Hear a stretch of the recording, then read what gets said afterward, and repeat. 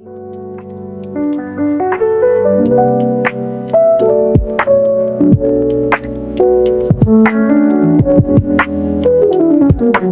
husgahan na natin ang ating homemade spam. Hello again guys, welcome again sa aming YouTube channel, Elmer Desiree TV. So narito na naman tayo upang bahagi sa inyo ng isang lutuin na sikat sa buong mundo. Pero bago ang lahat, nagpapasalamat kami sa patuloy pagsuporta sa aming YouTube channel na Elmer Desiree TV. Ang ipapakita nating recipe ngayong araw na ito ay yung homemade spam o tinatawag din na luncheon meat. Ito ay in-introduce noong 1937 sa United States para daw ma-increase ang sales ng pork shoulder. Kasi noong time na yon ay hindi lalapa yung pork shoulder kasi yun yung kasim na tinatawag. Ito kasi ang consistency ng ating gagawing from scratch na spam ay 70% ng meat at 30% ng fat. So yun yung tumatama sa consistency ng ating pork shoulder. So ito, meron tayo ditong kinat ng pork shoulder. So ang gagawin natin dito ay, kung mapapansin nyo, marami ito kasi nagdagdag na rin ako ng gigiling kasi kailangan ko lagi ng giniling na pork. So ito, ang ating mga ingredients sa ating spam. Ito ang patis o yung pisos. Kailangan natin ng ground white pepper, sugar, ang ating binder na cornstarch, at ang nagbibigay kulay at pag-cure ng ating spam ang pink salt o yung curing salt. So, kailangan din natin ng molde. So, ang gagamitin natin sa pagkakating ito yung ating loaf pan. Ito siya, oh, at ang foil. So, makikita nyo dito, meron tayo dito na mincer namin ito. Ito ang ginagamit ko kapag nagmi-mince kami ng mga meat. So, hindi kami bumibili sa store ng mga mince na karne. So, kami ang nagmi-mince ng aming sariling karne para sigurado siyang purong-puro. Ito, simulan natin ang ating pagmi-mince ng ating karne. Ito, ilagay lang natin sa ating tray ang ating gigiling pork shoulder para dire-diretso ang ating pagigiling.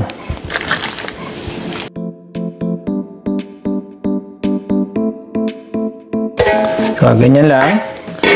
At on natin itong ating minsan.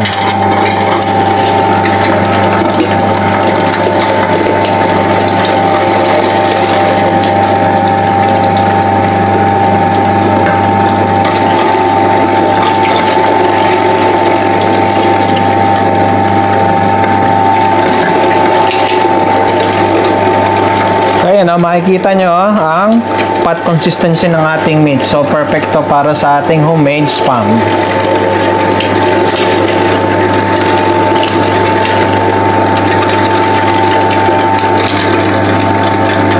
Sikat na sikat nga pala itong spam after ng World War II. So, sa buong mundo nakilala siya after nun. Maging sa Pilipinas, ito ay laging hinahanap lalo na sa breakfast na mga bata. Yung eldesan ko, paborito din to.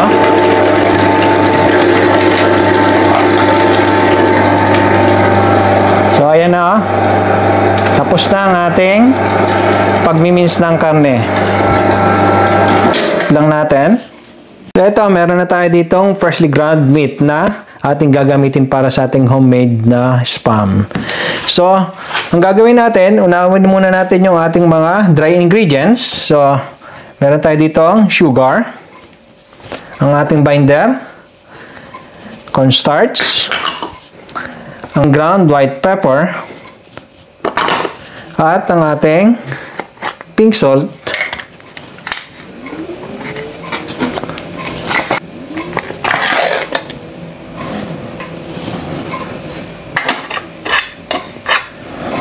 so ito yung magbibigay ng kulay sa ating spam. Kung papansin nyo, medyo pinkish yung kulay niya. Ito yung nagbibigay ng kulay. At the same time, kinukure din ito. So, mas masarap ang version nito. Kung gusto nyo, kung may mapapansin nyo yung commercial na spam, meron siyang bits ng ham. So, pwede siyang lagyan ng mga kinat na pieces ng ham. So, ilagay na rin natin ito ang ating patis. At ang ating cold water. Ito siya, oh.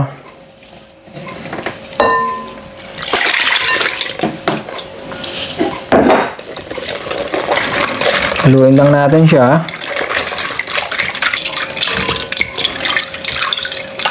So, ito ang ating mixture, dito natin ilalagay yung ating ground meat. So, palit lang tayo ng gloves. So, gradually natin ilalagay dito ang ating ground meat hanggang maging well incorporated siya. So, kung gusto nyo malat-talat, pwede rin magdagdag kayo ng asin.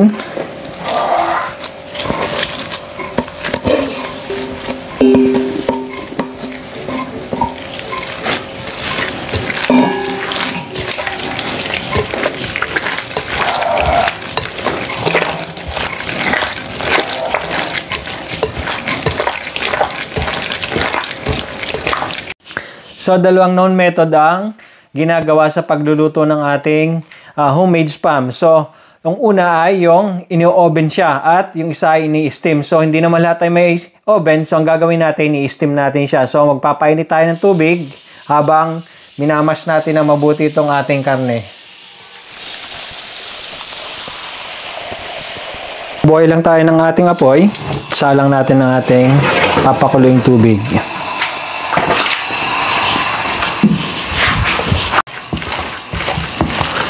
So, ito, pwede na to. Ganitong consistency.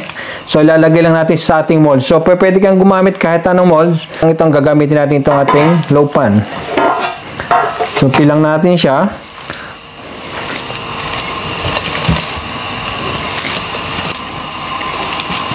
So, siksikin lang natin siya para matanggal yung air niya.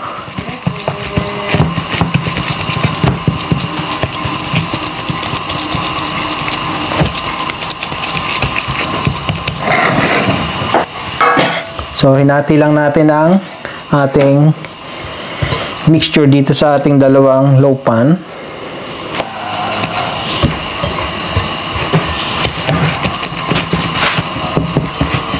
So, ito, hinati ko siya sa dalawa. Almost equal na siya. Pwede na to, ating clipping na. Kumukulo na rin yung ating pinapakulong tubig. Hindi mag-drip yung tubig dito sa ating steam na spam. I-cover lang natin siya ng ating foil. So, para lang tayo naggagawa ng embutido dito.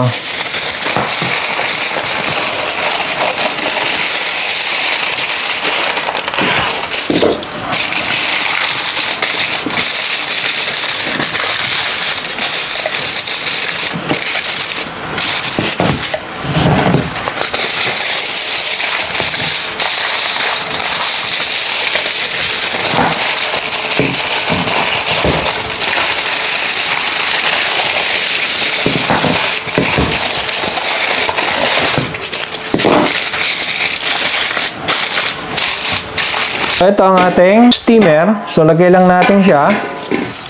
Tulad ng sabi ko, kung may oven kayo, pwede nyo i-oven siya. I-bake nyo siya. So, make sure lang lagyan nyo ng tubig siya na nakalagay sa salalay niya. So, ito. Lagay na natin sa ating steamer. Ayan o. Kulong-kulo na siya. So, steam lang natin siya for 30 to 35 minutes. Tulad ng sabi ko, para lang tayo naggagawa dito ng embutido. Pati paraan niya ng pagluluto, ganun din lang. So, takloban lang natin. At mag-clock tayo for 30 minutes. Na ang ating steam na spam. So, patay lang natin ang apoy. Ang ating homemade spam.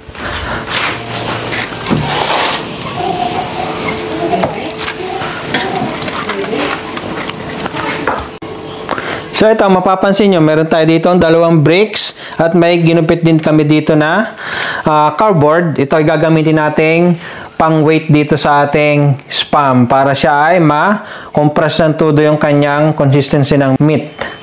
So, ito, usually may juice ito kapag in-steam siya. So, tatingnan lang natin, tanggalin natin kung meron siyang excess na juice para hindi siya lumabas kapag ating prenas na siya. Ayan o. Kapag hindi mo ito tinanggal dito, kapag lumamig ito yung nagiging parang sebo sa ating spam.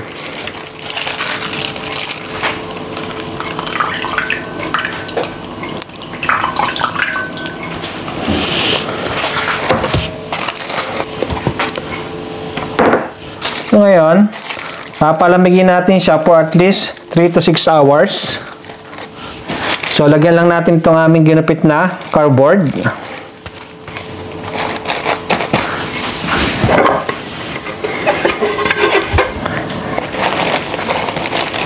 Pero pwede kayong gumamit nung pang brush nyo.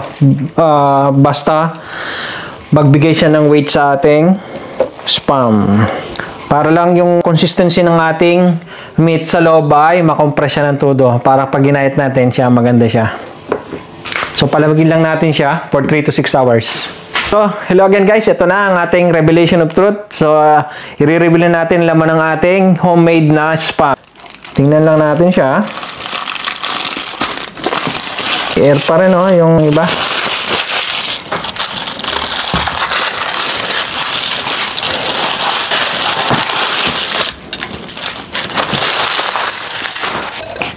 So, ito. Tingnan lang natin. I-flip natin siya. O, nag-belly na yung kanyang sabaw. So, anuhin lang natin itong sabi niya kasi medyo dikit siya para madali siya natin i-flip.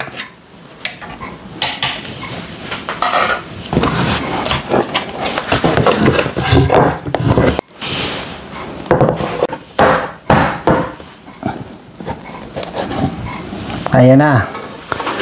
So, hindi masyado siya na-compress dahil ng yung foil. Nag-balloon siya. Hindi masyado siyang nabot ng ating weight. So, yun ang aking napansin dito. So, simulan natin siyang i-cut.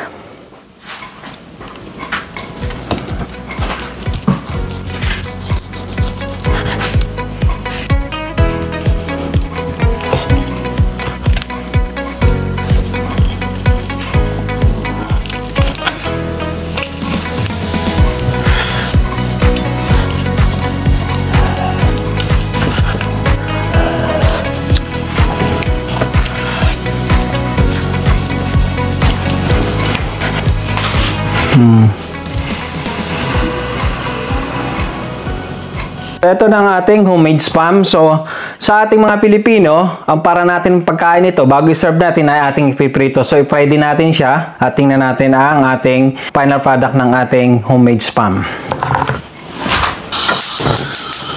So, ito, binuhay lang natin ang ating apoy. Tayo ng kaunting mantika. Sarap pang mantika din ito sa sinangag eh.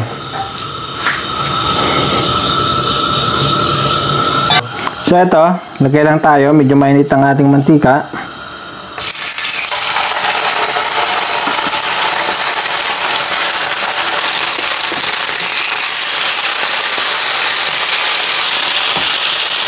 So, balikin lang natin siya.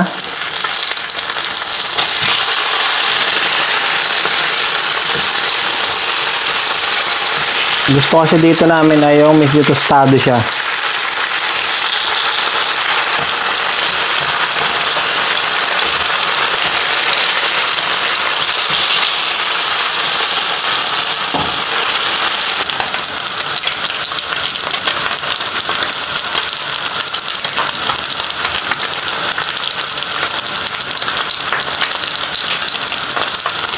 So, ready na. Sunod na natin yung iba.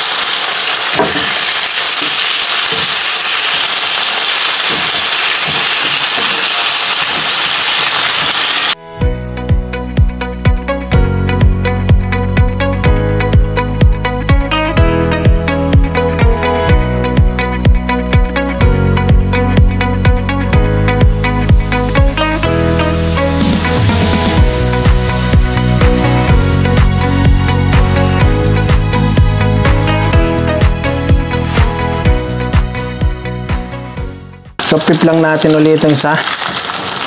At titikman na natin ang ating homemade spam.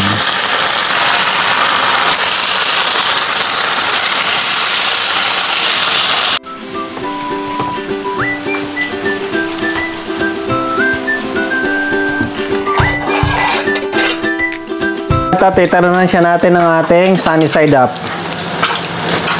At ito ang ating star of the show, ang itlog.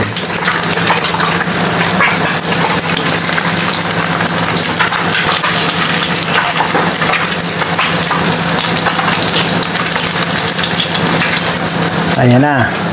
So, husgahan natin siya.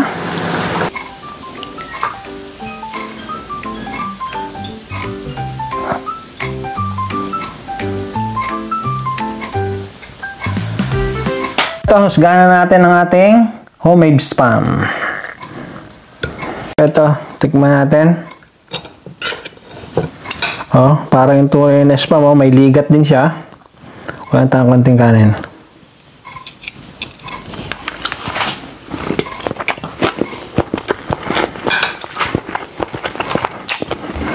Isa pa tayo.